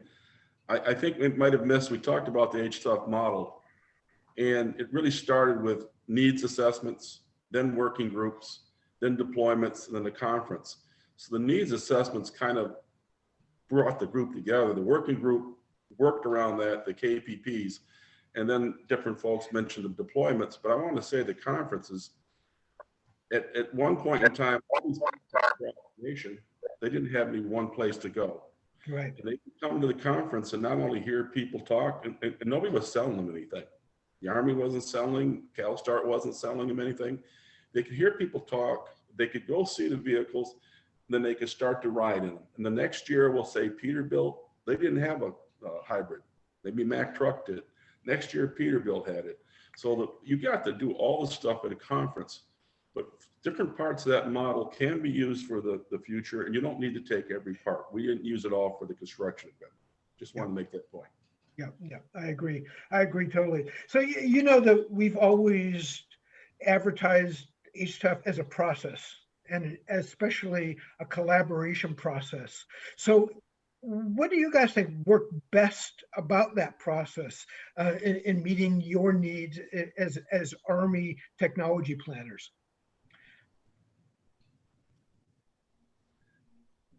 For this, Brad, I'm going to assume that you're always going to go first here. So, pause. Okay. Part of it, Steve, is CalSTART brought commercial companies to us, and we did a lot of things under HTUF. I heard about all the bucket trucks I came in on that 2008. I became the program manager, but I've been a part of the program since the inception.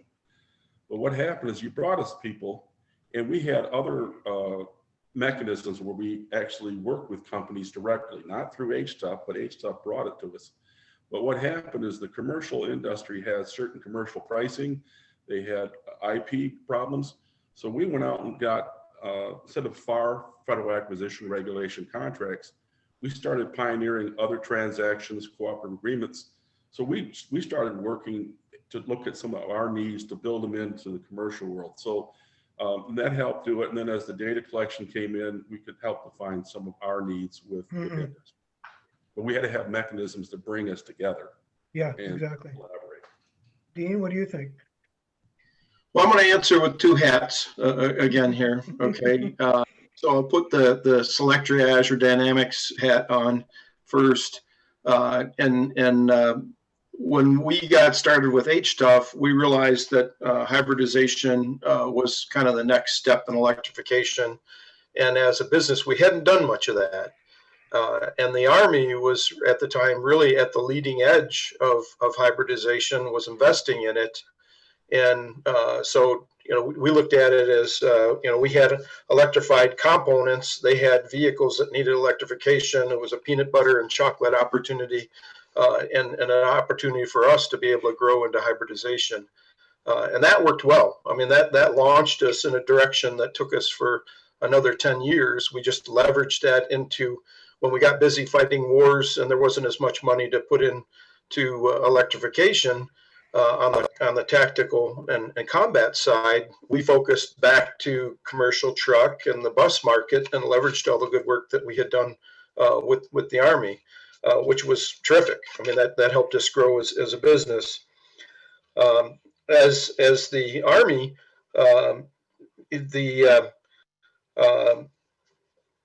what we've done recently is really develop, why do we want to electrify and what are our motivations, much like what was done with the users group. And I think that's helping to aim us in some directions here going forward. And like I said before, if we hadn't done all this work, the commercial market really wouldn't be ready to support. And I think there's some good emerging opportunities within the Army. Like Brad said, we've got a very large fleet, it's about 250,000 vehicles or so, and on the tactical side. And I think there's a big opportunity for the right type of systems for us to move forward. So, as a matter of fact, we're going to hear more about that future direction from the people at the Future Committee. Oh, go ahead. I want to make one more point. As the Army, in general, when you're working with folks like me in the research and development side, we're not a great customer. Okay, we have expectations of what we want. We've got some money to help in the development, and in so much as that aligns with another company's objectives of systems development, and they see another market, that what we're doing together will work for them for their future growth. It's a great alignment, and I think that's a good model that works. Right now for the Army, I think we're coming out on the other side of that, where we're going to come from maybe a good developmental partner and slowly turn into a good actual customer. I really do believe that that's starting to happen at this point. Yeah. And I think we'll see some of those arguments about that. Yeah, and I think what we'll hear later, what we'll hear from the people at the Futures and Concept Centers later this afternoon is that some of these commercial concepts and commercial technologies are what they're going to be relying on to move forward for full electrification, and they're going to be taking some of those same steps. So yes, I agree. Yeah, Brett, go ahead. When we had more money in the beginning of HTUF, or by the bucket trucks are a good example. The Army paid for all the hybrids to go into those bucket trucks. So we leveraged the utility trucks. We paid for the 50,000 a copy or so for all that. But as HTUF wound down a little bit of money-wise, we kept going. So what's the benefit to me? Well, in Dean's group, they developed lithium-ion batteries. We put them in via you folks through commercial trucks. And we got millions of dollars worth of testing just for the data collection. And it helped us inform our next generation of requirements and it coming out of Dean's group. I did want to mention that as we went forward, and 2010 was a highlight with 35 trucks riding, driving Dearborn, the economy had gone I don't know, the pooper for a while. The housing and the fuel costs are way down and hybrid. So we took a look at the program in around 2011 or 12 and changed it from hybrid truck to high efficiency truck users forum. Good point. And I had to internally align that with what we call TARDEC, now Ground Vehicle Systems Center. What are some of our main goals that are cross-cutting that match up with industry? And that was electrification, connected automated vehicles, and cyber.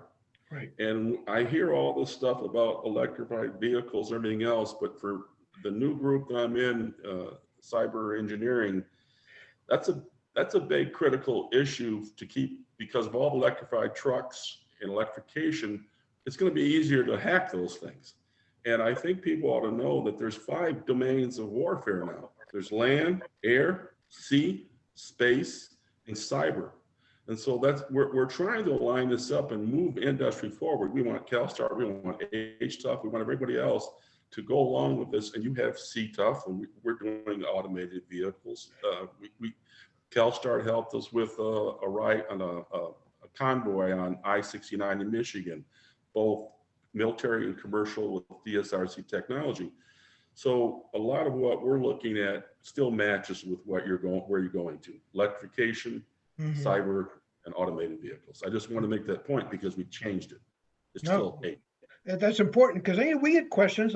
Well, you guys were so busy and active, and you had so much money years back, and you're not at that point anymore. And it's a different environment now for a lot of reasons, financially, but also because of where your situation is as a funder and the resources that you have to apply to this. So it's just something we have to deal with. But it's made us, I think, a little bit of leaner, meaner, tighter organization. So, we built this process in HTUF and this collaboration model. So what can we do how can we modernize it, modify it, make it more relevant, make it important again going forward, so that the Army gets the most bang for their buck, but also commercial industry gets a contact point with the military and with each other? What do you think would be the best ways that we can upgrade and update this whole collaboration model? I think you just continue to use or work what you're dealing with. And they mentioned earlier, we can actually communicate better now because of Zoom and all these other systems. But when you put together the needs together and then get the working group, and also not large working groups. I don't know, Dean, industry, the people out there that are listening, you've all gone to working groups where there's 40 people, 70 people, and some are just looking for business and stuff. You really got to narrow your working group down to those people that groups of those companies that are working towards that. So, and then start a few more deployments. And because when I heard about the incentives, again, we didn't pay any money from the Army towards incentives. We kept that separate. But we wanted you to be successful, because the cheaper it is to electrify parts out there, the cheaper we can go in and get it later. We wanted you to continue that. It's just, you really have to look at continuing this, and if we have funding and something, Dean? Well, I guess I would like to look at it in the form of trying to look at the emerging opportunities that we have, to see if there's maybe opportunity for some working groups within, kind of Army-led working groups to address the opportunities. And so when I look at what are we up to and what are our recommendations going forward to the PMs that are going to have to sustain and support the vehicles for the existing fleet, our recommendation is based on the results. There's really 2 solutions that we need. One is that we need a low power variant that addresses all of the idle time of the Army. One of the things that we've done recently is look at our duty cycle and what do we do and how long do we do it? And one of the things that really stands out is we spend on average around 70 to 80% of our time idling, and it makes up about 30 to 35% of our overall engine fuel use or vehicle fuel use. So we've seen that if we get a good anti-idle system into a vehicle, we can cut our fuel use by about 20 to 25%. Not a very expensive system to be able to do that. We just took and replaced the conventional energy storage with lithium ion 6Ts, added a brain, the ability to make some more power, and needed to do electrified things, like we needed to electrify the air conditioning system so that the soldier was cool and wasn't motivated to defeat the system. That needs to commercialize at this point. So we're going to be doing some demonstrations in the next year on JLTV to get bigger buy-in. We already have OSD pushing us. They funded that initial development called TVEC. And then off of that, we're doing some electrification work on high power variants so that we can support emerging customer needs, such as multi-domain operations, so command and control on the move, the ability to be able to network vehicles quickly and disconnect them quickly into a smart cybersecure microgrid. I think that's, and we're already talking with the CalSTART team on how do we do that. And then, so the vehicle to grid emerging capability. And then I think another one that's a big deal, and we're going to hear a little bit more about ELRV, which is an electric light reconnaissance vehicle. And when I look at what's available from industry and look at how we use our vehicles, we'll only get about 1/3 the range of advertised vehicle range because of all the off-road and our heavy auxiliary loads and our big idle time that we have. So we, the Army, are going to have a need for a range extending engine that is very efficient, going from liquid fuel to making electrons. And so I think there's sort of a user group or a commercial opportunity to develop some way to get a lot more efficient on going from liquid JP8 to electrons. And that may or may not have pistons in it, okay? If it's quiet, all the better. I think, so that's big. Somebody talked about high power charging is the long pole in the tent. For us, it's the long pole in the big top on the moon. We have if we want to recharge in the desert quickly, which is a mission, right? We need to have the smallest charger for scout-like vehicles. That puts a practical charge rate is about 3 megawatts, and if we're talking tracked vehicles, the objective's around 15 to 17 megawatts to show up on a platform for charging.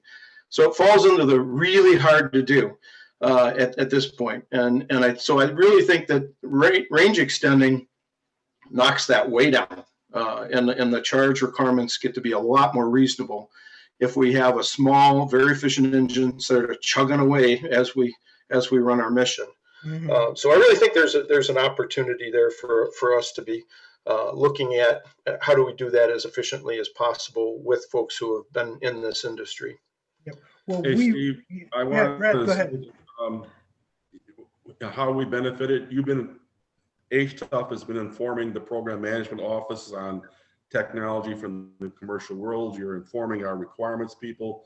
HTUF has informed our commercial, and there's a lot of times under HTUF or CalSTART, you do projects in California, you do something else that we haven't even invested money in, but because of our relationship, just like the commercial world, we've done that. When you asked me earlier what my role was, I also forgot to mention as a senior program advisor for commercial and other government agencies for cyber. The reason I'm pitching this and talking about it is because if you want to go to electrification, I believe we have the technology, we're working on the batteries, we're moving forward.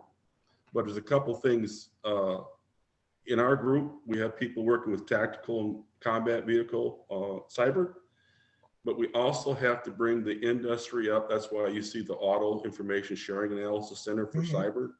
We're trying to do that too, because the trucking is the backbone for how we move things in this nation. And if I got to move, and we have transportation with the trucking industry, with Transcom, I got to move things all over this nation to get the ports to get to the battlefield.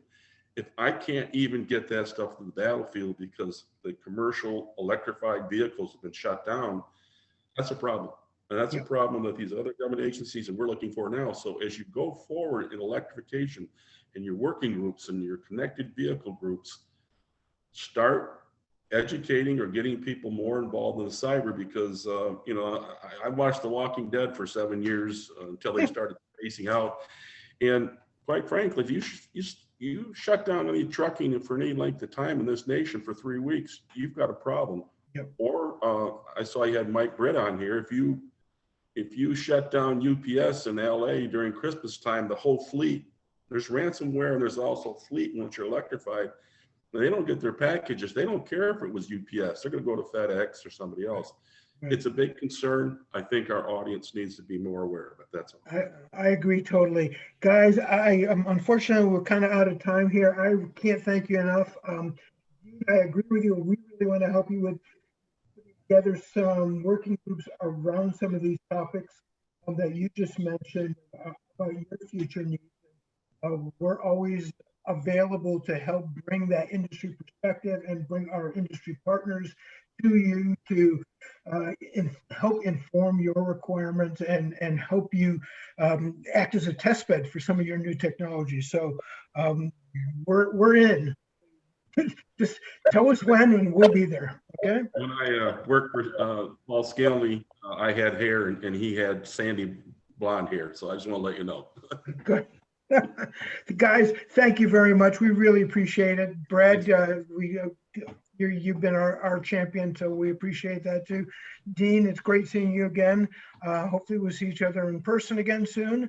And I hope you enjoy the rest of the afternoon and just hearing from the Futures Command in a few minutes, okay? So thanks, guys. Congratulations. Hey, thank you. Congratulations all for 20 years of HTUF. Great work, everybody. Thank you very much. Appreciate that. Maureen, you want to pop back on? I got a couple of things to talk to you about. There you are. I'm here. Hello. Thank you. Yep. So, folks, we want to do another quick poll as we do our little transition here. So, our next poll is basically about the history. How has the HTUF experience been for you? And how long have you been part of it? How long have you been part of our universe? So, if you go down there at the bottom right of your screen, you'll see the polls in question. Tell me, how many years have you been involved in HTUF since the beginning? Just Steve, recently? Yes, Yeah. Steve, really quickly, I think what we want to focus on before we get to that point, we want to know what technologies. Did I put the wrong one up? Focus on. My bad, Maureen. We put the wrong poll up. Oh, did you really? Okay, so I mean, I'm interested. Yeah, let me know. I can do it. I got it here. I got it. Hang tight, and I'll put the right poll up. And there we go. Here it is. So yes, so looking forward at the military focus, as I should have done a minute ago. So which of these technologies should the military be focusing on in the next 5 years, 10 years? Mm-hmm. Should we look at hybrid, battery electric, fuel cells? Which ones do you think are the most relevant to the military? Let's hear what you have to say. Yeah, well, while they answer those questions, what a fantastic set of panels we've had today. Yeah, it really was. It was great to not only see the people we haven't seen in a while, but to hear their perspective and for me mostly what they learned that we could take forward. I really appreciated that. So yeah. So they've been great partners, everyone involved, you know, through the last 20 years, and the ones coming up to join us. It's gonna be great. Yep. So the results are coming in, and it's not surprising. Interesting. Hybrid electric over battery. So that's the evolutionary as opposed to the revolutionary. I like that.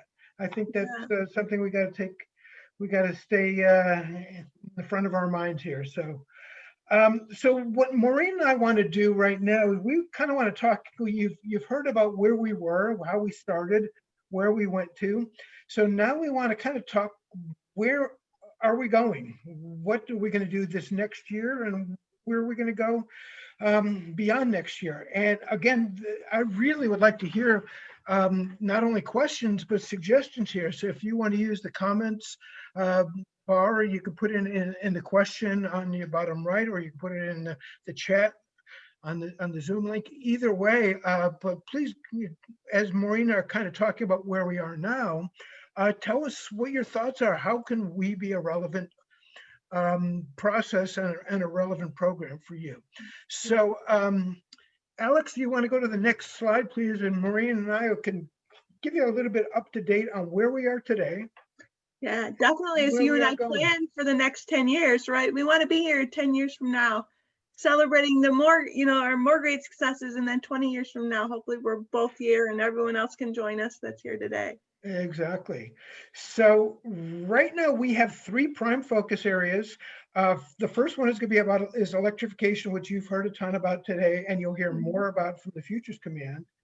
The second is the Microgrid Export Power Working Group, which is working with Dean and his people to identify some of the barriers towards developing microgrids and utilizing things like V2G, V2I in military facilities and also commercial facilities.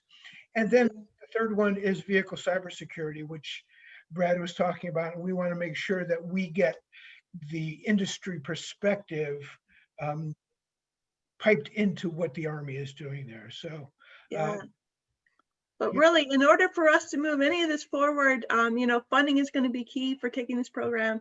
And we have, put in place funding for FY21 to take us through each of these endeavors to even more of a greater extent, especially with our new programs with the GVSC and the Futures Concept Center.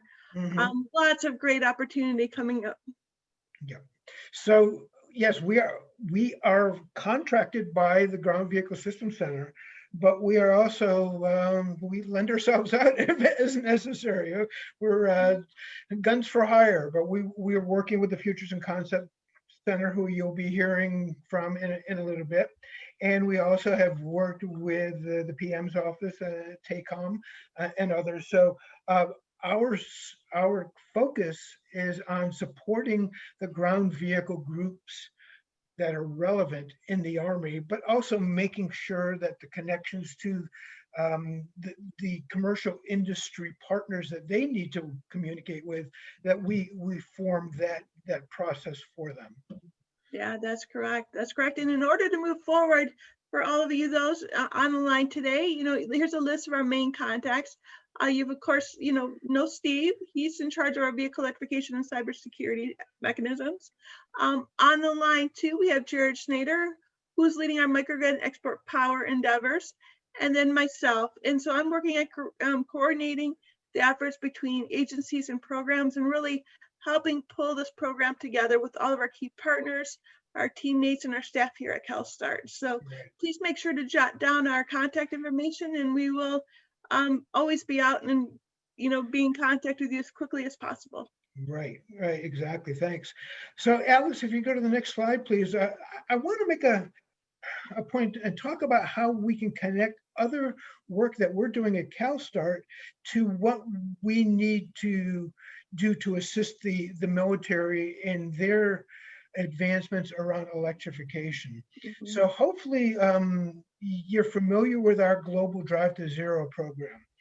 This program is something that we have worked with national and international partners to come up with a series of processes to get the zero emission industry with some very specific goals around beachhead platforms, areas around the world that would be the initial areas that would be the deployment areas, and also the initial manufacturers.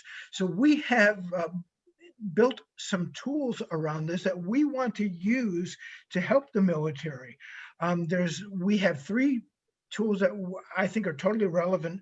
One of them is this one you have on the screen, the Zero Emission Technology Inventory Tool, or ZETI, which allows you to choose a region in the world choose a time for planning purposes going forward. When do you want to see zero emission vehicles in that specific area? And across the top are our beachhead platforms, from transit buses, school buses, terminal tractors, medium delivery, things like that. So this is a great tool that we have online that we make available to fleets and to planners to help them be a little bit more intelligent in their efforts so that they can know exactly what's coming down the pike. So I know, Maureen, you've tried to introduce this in some of our partners here in the Midwest. So are you getting any feedback on that from some of the people you've introduced it to? Yeah, no, this tool has been perfect in informing the industry and industry stakeholders what vehicle availability and technology availability is coming. Just to highlight, utilities are using this product to determine and make utility make ready rate cases based on project availability. So it's really informing all of our key stakeholders across the globe. Yeah. And what our intention is to use these tools that we've developed really for commercial industry to help our military partners at the Futures Command and elsewhere to get a better handle on what they can do in terms of planning, what platforms they will be able to leverage on the commercial side during what time frame. So I think this is something that we want to do a little bit deeper dive with the military partners that we will be doing, and hopefully they can take advantage of this and make sure that their expectations are more realistic. The other tools that we have as part of the Global Drive to Zero program that are relevant to fleets, but also to the military, regard our total cost of ownership, where we can put in all of the inputs around maintenance, fuel costs, infrastructure costs, any incentives involved, and make some payback calculations using that tool. And we also have some new infrastructure planning tools, especially for electric infrastructure, because I think that's really going to be one of the big barriers about the deployment of zero emission vehicles is how you're going to handle the infrastructure part of this, because that is something that fleets are going to find difficult and that utilities need to be playing a part in. I know, Maureen, you're working with some of the utilities in the Detroit area who are really focusing on some of these areas about helping fleets with the infrastructure planning side. Oh, absolutely. Absolutely. Each one of these three tools that Steve has outlined, is really critical in advancing the market forward. And, I'm really excited for CalSTART to bring these, tools and technologies and expertise to help build out, the military's electrification future, as well as help support the industry forward. Because, the two are tied hand in hand, right? So if the military sees what's available, what's the cost of it, and how do I move forward, we're building the market, we're building the demand, and building the business case for all. Right. And as Dean said, they're not great customers, but they could be great influencers this way in terms of showing that there's a need and that there is a desire for it from the customer side, and an influential partner. They have a huge fleet. They turn it over very slowly, but they are going to be moving in this direction, as you're going to be hearing later on this afternoon. That this is the direction that the military is going. They see the need for zero emission, and for a lot of operational reasons that maybe other fleets don't see, but the results are going to be the same. Yeah. So using these tools will help not only the commercial side, but the military side, right? Yeah, I mean, they have the largest fleet, right? So what better partner for all? Yeah. Exactly. So Alex, if you can go to the final slide, please, and we'll talk a little bit about what's going on next. How are we going to, what we think the program should be focusing on. But again, we'd like to hear from you. If you want to pop up in the chat or on the question side, let us know what you think. But we want to continue to support this collaboration and through the events like this, but also doing actual technical analysis and demonstration planning for the people at the Futures Command and GPSC. So the next segment you're going to see from them will really highlight that need and that focus on collaboration, and also for technical services and how we can move demonstrations into that, because their steps are going to be requirements first, demonstration second. Yeah, absolutely. And, we've seen a lot of amazing potential for the military demonstrations. And we were talking about high efficiency technologies such as opposed piston engines, advanced transmissions, fuel cells, hybrid electric vehicle systems, as well as all electric systems alike. There's so much opportunity, as we've heard from all of our, panelists today and our guest speakers. We need to move forward. We need to start moving that technology roadmap forward with the military and commercial market. And I think we have a great opportunity to leverage our beachhead technologies, as we just mentioned in the last slide. Exactly. Really highlight where the market is, where are the early segment opportunities, really engage directly, not only with our partners, but with across industry and new partners that will be coming to the table. So, in short, really, we need to move forward together. We've heard today repeatedly, together is key. Yes. And so with that, Steve, I'm really excited about our last little segment here. No, I am too. So here, let me throw out this last poll up, the one that I put up a few minutes ago, and I think we already got some answers about how long people have participated, but this gives us some confidence that we've been, and some reassurance that we're staying with the people that we want to stay with, and people have stayed with us over the years. So thanks for responding to this. So let me tell you a little bit about what's going to happen next. You'll see a very quick outgoing video in a few seconds. Actually, it's really important, Steve. Yeah, go ahead. Go ahead. It's our personal thank you to everyone that has ever participated or worked with us in HTUF. So please make sure to stay on and watch the outro video. Yes, you will. Exactly. You see how many different companies we worked with, and it's a pretty impressive group. But after we're done,